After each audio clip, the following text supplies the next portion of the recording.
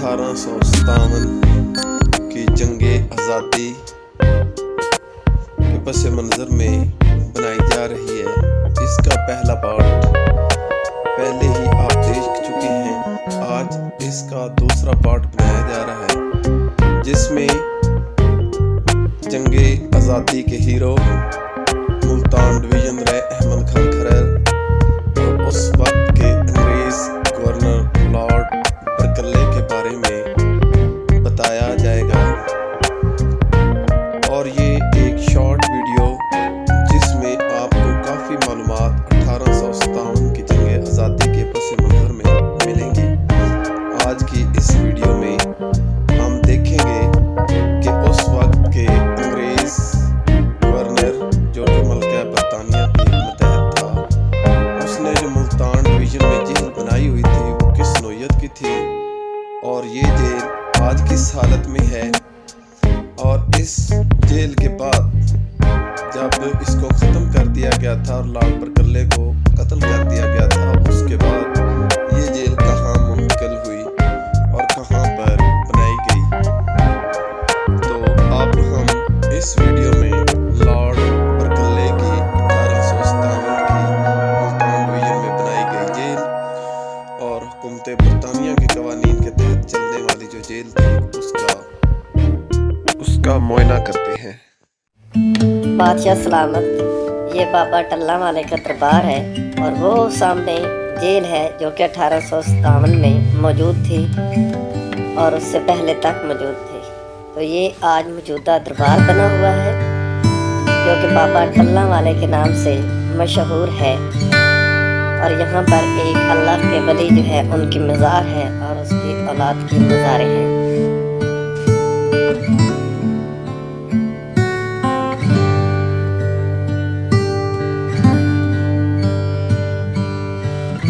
ये जेल का एक कोना है जो कि बाहर से दिखाई दे रहा है कि अब यहाँ पर कुछ उन्होंने रिहाइशगाह अंदर इसके बनाई गई है।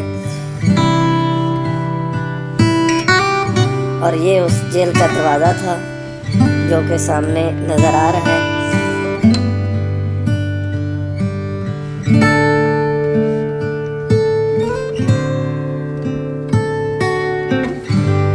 और ये एक चुबर्जी थी। ये दरवाज़ा है हमारे राइट साइड पे जो कि आपको नज़र आ रहा है। ये उसकी दीवारें हैं जो कि अब काफ़ी खस्ता हो चुकी हैं। और ये चुबर्जी थी जहाँ पर के सिक्योरिटी खड़ी होती थी और इसके साथ थोड़े फासले पर जो है वो उसका हेड ऑफिस था।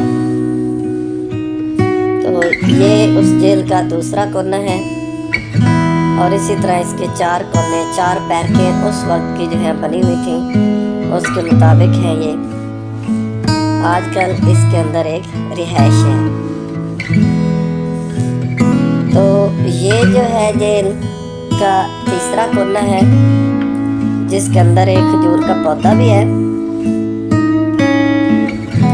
और काफ़ी जो है पहले ये काफ़ी ऊंचा दिखाई देता था, अब सात पर जो है वो रिहाइश होने की वजह से काफ़ी लो नज़र आ रहा है।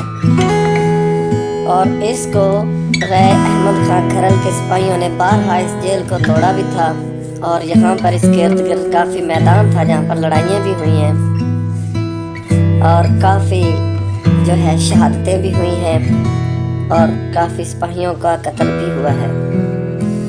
बादशाह सलाम वो तीसरा कोना है जो अब तकरीबन चौथा कोना है जो कि अब तकरीबन बराबर हो चुका है।